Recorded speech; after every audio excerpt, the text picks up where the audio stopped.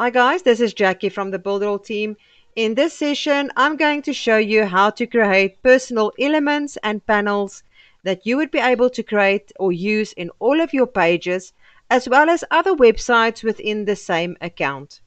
Now, why would you do that? It is most of the time it's elements that you maybe took a long time to create and you would like to save it. Maybe something like this little button that I've got here with the rounded corners, a type of a banner at the top, or maybe an image inside of a box with a buy now button.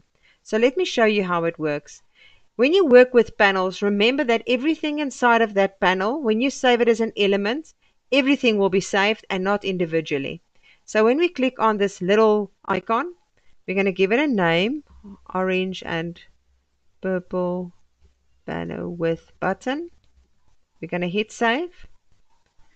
And now let's go and just save this button by itself. Click on a button and we can just say orange rounded button and click save. And we're going to add this little box. We want this whole box to be saved and not just individual items. Gonna click box.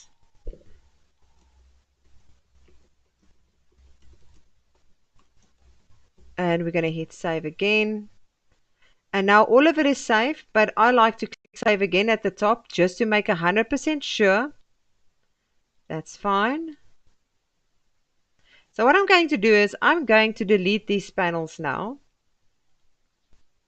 because I would like to show you how it works. Just going to delete this one here, this image box.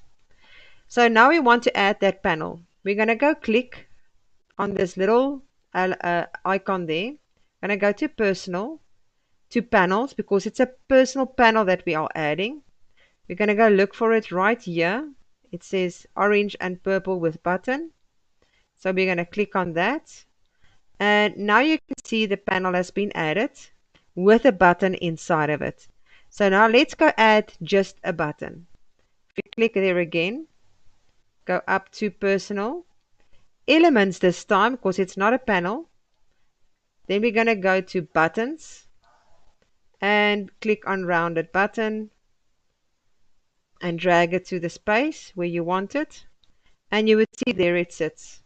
So now I'm just going to move this button away, out of the way, because now we would like to add an additional element, which was that box.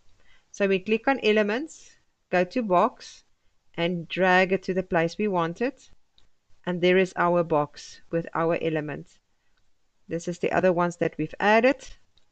And that is how easy it is to create personal elements and panels inside of Cheetah.